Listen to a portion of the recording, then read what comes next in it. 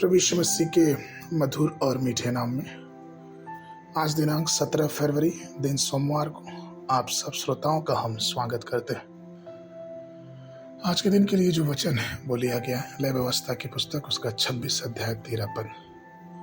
मैं तो तुम्हारा वह परमेश्वर यहोवा हूँ जो तुमको मिस्र देश से इसलिए निकाल ले आया कि तुम मिस्रियों के दास ना बने रहो, और मैंने तुम्हारे जुए को तोड़ डाला और तुमको सीधा खड़ा करके चलाया है।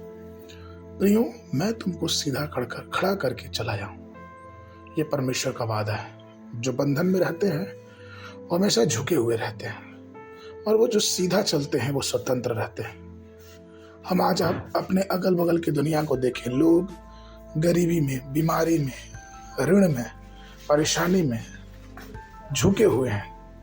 हर प्रकार के पाप के गुलामी में वो फंसे हुए हैं। वो विजयी जीवन नहीं जी सकते हैं, लेकिन वहीं हमारा प्रभु यीशु मसीह ने वादा किया कि मैं तुम्हें सीधा खड़ा करके चलाऊंगा। ये हमारा परमेश्वर है। परमेश्वर हमारी जो आशीषें, परमेश्वर हमारा जो दया का सागर है, वो हमें सीधा खड़ा करके चलाएगा।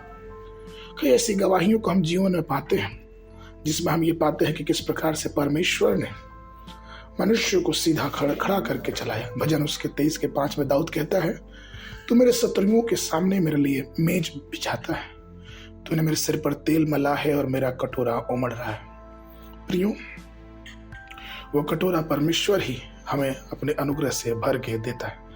एक गवाही जो कि मैं आपको बताना चाहूँगा, एक बहन के बारे में जो बहुत पुरानी है, जिस समय टेलीफोन नहीं हुआ करते थे और टेलीग्राम और चिट्ठियों से लोग एक दूसरे तक संदेश पहुँचाते थे। उस बहन का पति भारत सरकार के सेना में, भारतीय सेना में कार्यरत था, और अचानक उसे एक टेलीग्राम मिला कि आपका पति मर चुका है।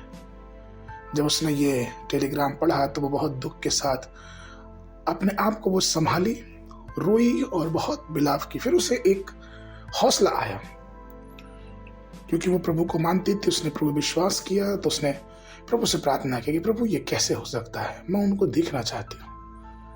और चूंकि उस समय फोन नहीं थे और सिर्फ चिट्ठियों से और टेलीग्राम से ही बातों का पता चल पाता था, कई महीने बीत गए, वो स्त्री रोती रहती परमेश्वर के सन्मुख। रिश्तेदार उसके आते, उससे बोलते कि अब तुम ये रंग बिरंगा कपड़ा छोड़ के अब तुम सफेद साड़ी पहनो, क्योंकि यही विधवा का वस्त्र है।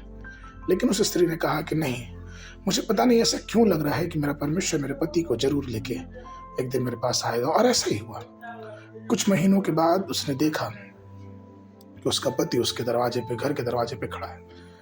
वो इस बात से बहुत आनंदित थी। उसने कहा अपने पति से कि मैं जब भी परमेश्वर से प्रार्थना करती थी मुझे लगता था कि आप जिंदा है।